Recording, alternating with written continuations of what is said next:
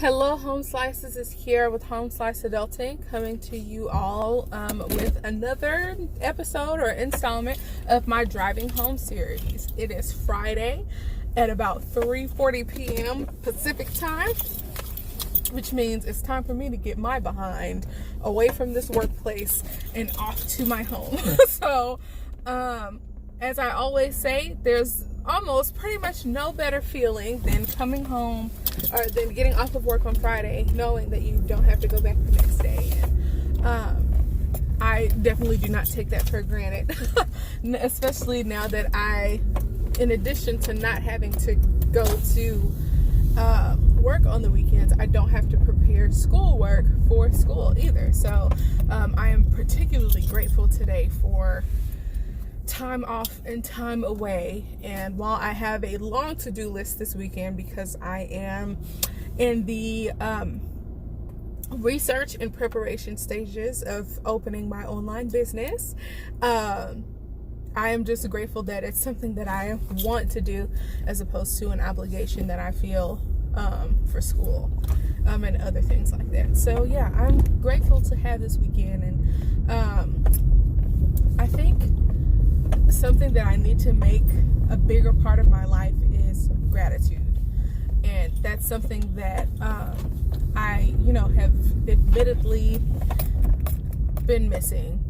And it's like a big deal right now. People having gratitude, people wanting to purchase things or find ways to be grateful in their lives. Those type of things,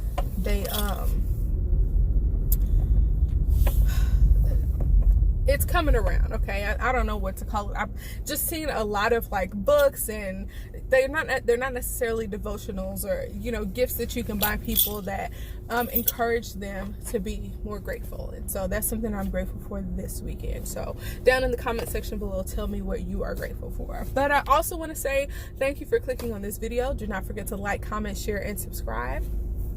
And today I want to talk a little bit about, and vaguely I guess, about a realization that I came to over the past 2 days.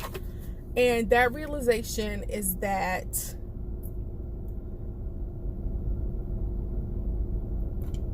you shouldn't try to fit a square peg into a round hole. And I know that that's a very popular saying, and that at its most basic meaning and understanding, it just makes a lot of sense.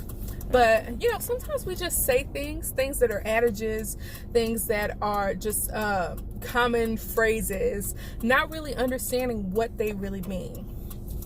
And for me, I've come to realize that a particular relationship that I have in my life is me trying to fit a square peg into a round hole.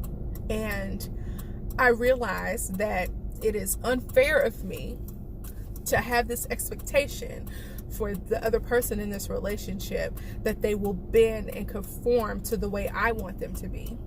And it's even more unfair of me to subject myself to treatment that isn't in line with my beliefs or the things that I want in my life in this particular relationship.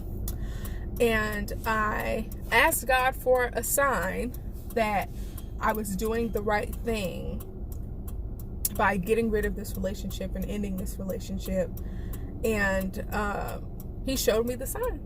And so just as a Christian person, one of the things that I have tried to do over the years is apply or read the Bible all the way through. The most famous Bible app, right, has a plan that you start at the beginning of the year, and it's supposed to take you through every day reading scriptures. And once you're done with the year, you're supposed to have read the entire Bible. So I have tried to go through that plan twice and have only gotten to about 50% of the Bible. However, one of the most interesting and fun reads for me is the Old Testament. And in the Old Testament, there's a story of Gideon. And I'm going to get most of this wrong because I haven't read it in a while.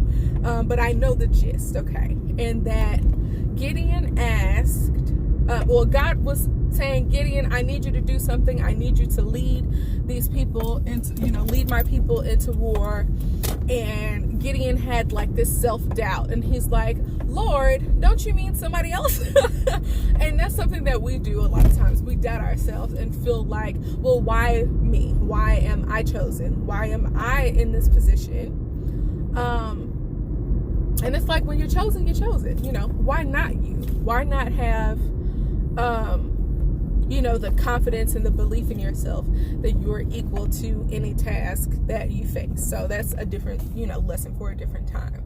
And so Gideon was just doubtful, and was like, okay, God, I hear you saying that it's me, right? That I'm the one that's supposed to do this task for you, but I still don't believe it. Okay, you could be anybody. You could be Satan. You can be somebody that's really not God. So here's the deal.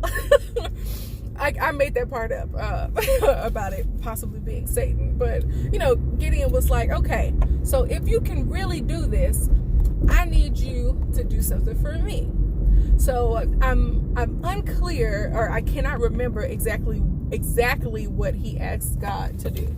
But it was something along the lines of making the morning dew appear on the opposite side of something that it normally appears on, something like that. But he asked God for a very specific sign that it was God telling him to lead these people into battle, right?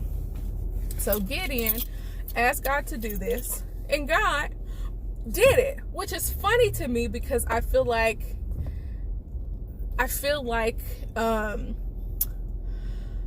God doesn't have to prove himself to anybody. But the fact that he did it is kind of miraculous. And then I believe Gideon still kind of didn't believe and was like, okay, anybody can make the dew appear on that side.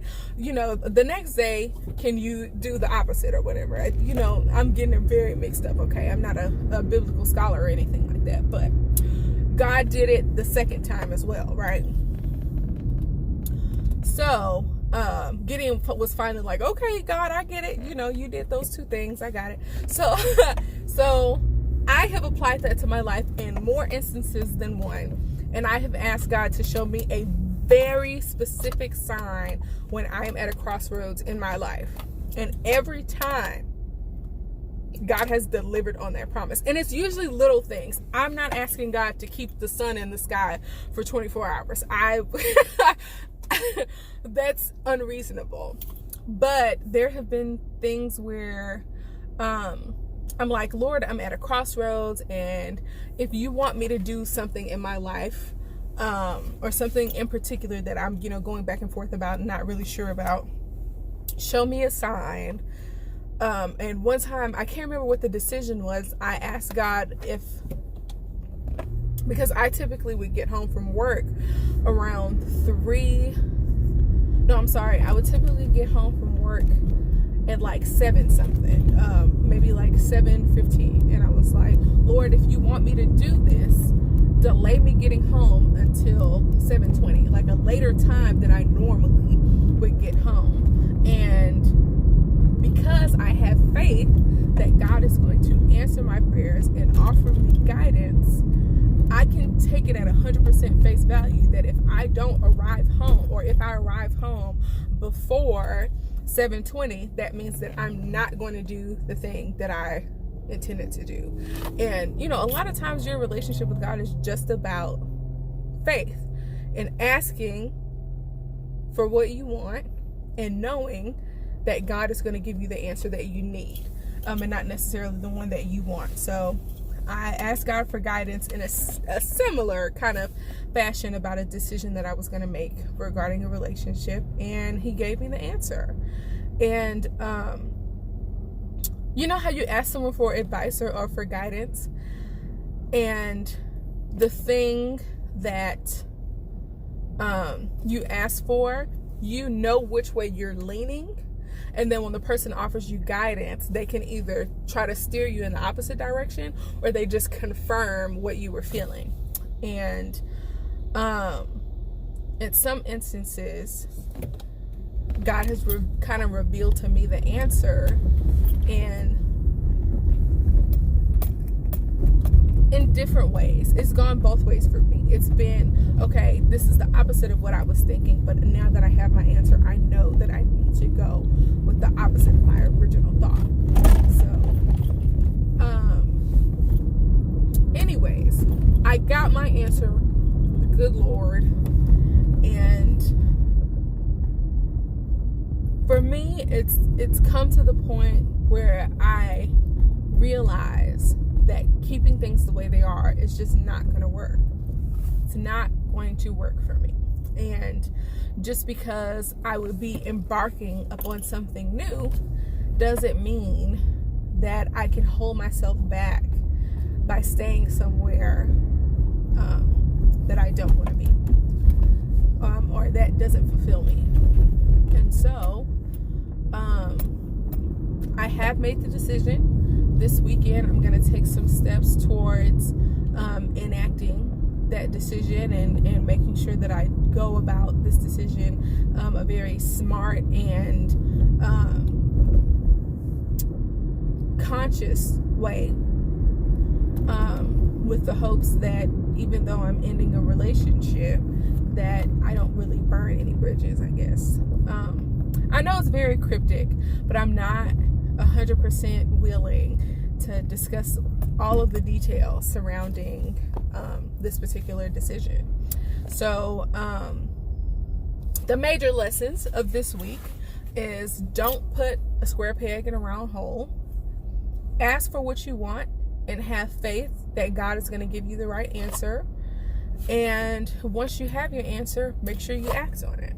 And so I'm enacting all three of those things in my life. Figuring out how not to put a square peg into a round hole. I think that's my biggest lesson, because I remember being in like Bible study, right? And so in Bible study, this was one of the things that we were taught about, you know, putting a square peg into a round hole or whatever. About how you would put that square peg, like when you see babies playing with those types of toys, before they learn their shapes, they'll try to put a square peg into a round hole.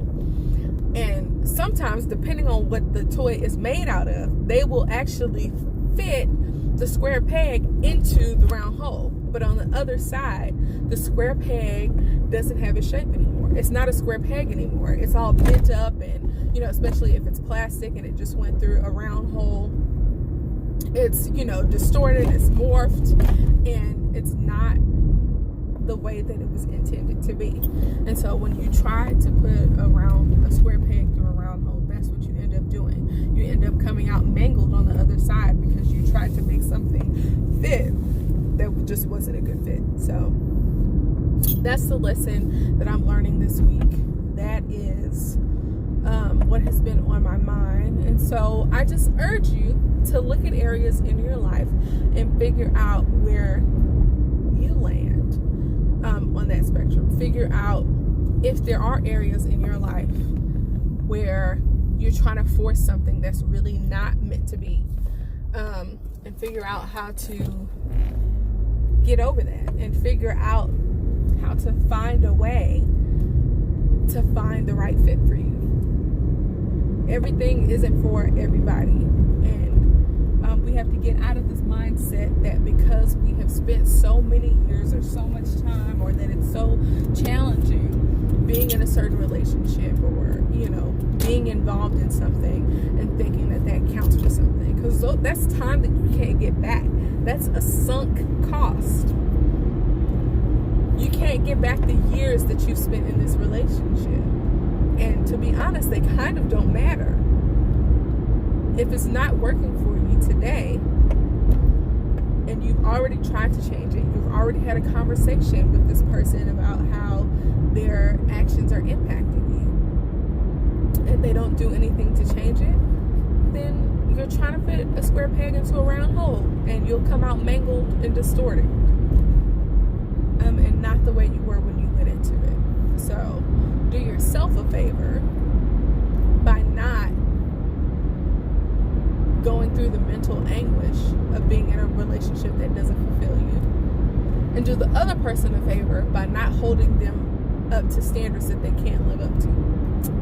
So yeah, that's it. Yeah, I feel like I'm weird today. My headspace is in a very weird place with this realization, knowing that I have a lot of work to do. And so my hope is that over the coming weeks, as I work towards completing all the steps that are involved in making this decision and moving on with my life, that, you know, I'm continually guided in the right direction. And so thank you all for watching and just letting me talk after an interesting week. I got some things going on this weekend. I gotta, get my house in order. And hopefully in July, I will launch my new online store. I'm not prepared to talk about it just yet because, like I said, I'm in the research phases. I am still figuring out what website I want to use, all that kind of stuff. So y'all just pray for me as I embark on a new endeavor. But thanks a lot. Don't forget to like, comment, share, and subscribe. And peace out.